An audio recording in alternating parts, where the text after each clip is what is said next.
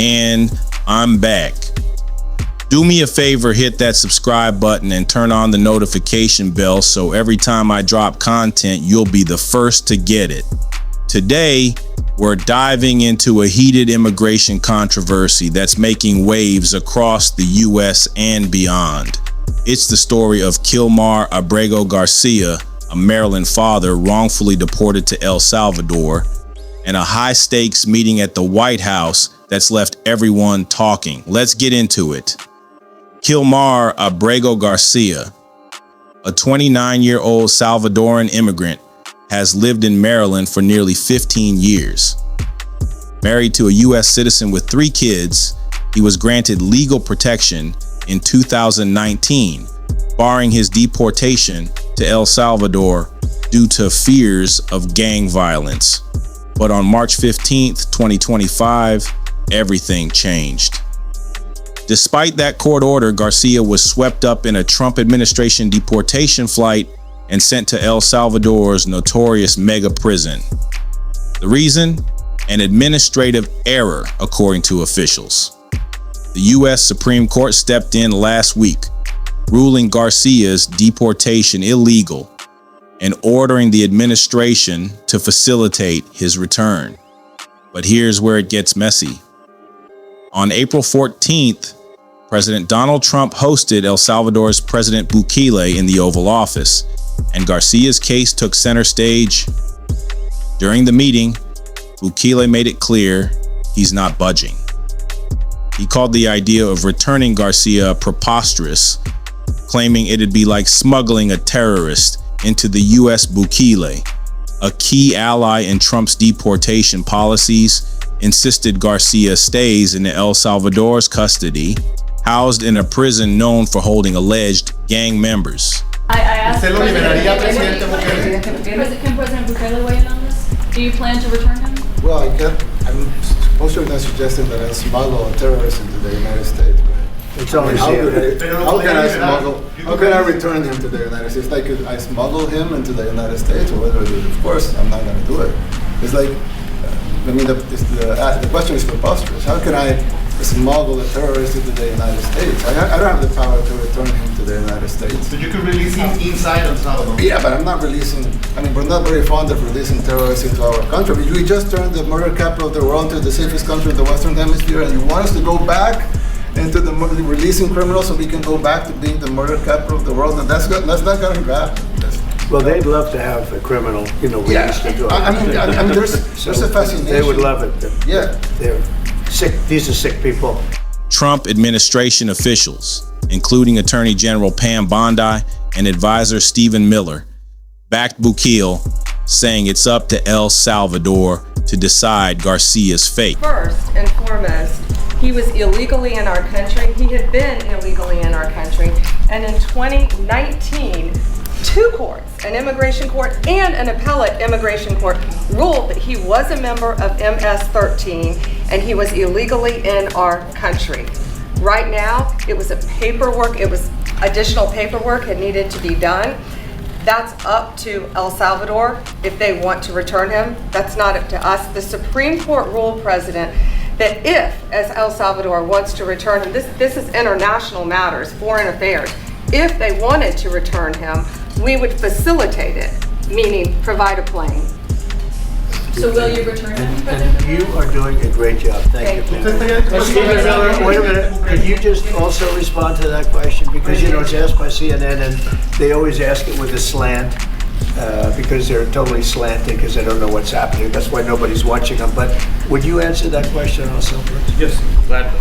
So, as Pam mentioned, there's an illegal alien from El Salvador. So, with respect to you, he's a citizen of El Salvador. So, it's very arrogant even for American media to suggest that we would even tell El Salvador how to handle their own citizens as a starting point. As 2 immigration courts found that he was a member of MS-13. When President Trump declared MS-13 to be a foreign terrorist organization, that meant that he was no longer eligible under federal law, which I'm sure you know, you're very familiar with the INA, that he was no longer eligible for any form of immigration relief in the United States. So he had a deportation order that was valid, which meant that under our law, he's not even allowed to be present in the United States and had to be returned because of the foreign terrorist designation. This issue was then, by a district court judge, completely inverted, and a district court judge tried to tell the administration that they had to kidnap a citizen of El Salvador and fly him back here. That issue was raised to the Supreme Court, and the Supreme Court said the district court order was unlawful, and its main components were reversed 9-0 unanimously, stating clearly that neither Secretary of State nor the President could be compelled by anybody to forcibly retrieve a citizen of El Salvador from El Salvador, who again is a member of MS-13, which, as I'm sure you understand, rapes little girls, murders women, murders children, is engaged in the most barbaric activities in the world, and I can promise you, if he was your neighbor, you would move right away. So you don't plan But to the ask for Supreme it Court's and get asking it back? to, And that- what was the Is that ruling your in the Supreme Court, Steve? Was it 9-0? Yes, it was a 9-0 In our favor? in our favor against the district court ruling, saying that no district court has the power to compel the foreign policy function of the United States. As Pam said, the ruling solely stated that if this individual, at El Salvador's sole discretion, was sent back to our country, that we could deport him a second time. Well, No version of this legally ends up with him ever living here because he is a citizen of El Salvador. That is the president of El Salvador. Garcia's family and lawyers are fighting back, denying claims he's tied to MS-13, a gang the administration alleges he's part of, without public evidence. His story and his fate are a cautionary tale for every single American. If this administration will start to strip away the constitutional rights of people who have the right to be in this country, they will start with the people who are vulnerable, whom they can paint as undesirable, even if they lie about that, and they will slowly move on to other folks. In fact, we've seen that start to happen already. Legal residents have been harassed. DACA recipients have been harassed. Even United States citizens have been harassed by this administration. It makes you wonder whether we're in America. It's up to all of us to stand up for the rule of law, to stand up for our constitutional rights, to stand up for Kilmar. And so we join you, Jennifer, and the family in demanding that Kilmar be brought back. Kilmar, if you can hear me, I'm still fighting for you. Your brother, your mother, our children are still fighting for you. We're not gonna give up hope. His wife, Jennifer Vasquez Sura, called the situation heartbreaking, saying, the Trump and Bukele administrations are playing political games with his life. Maryland Senator Chris Van Hollen even vowed to travel to El Salvador if Garcia isn't returned soon. This standoff raises big questions. Will the U.S. follow the Supreme Court's order? Can Garcia ever come home? And what does this mean for immigration policy under Trump's second term?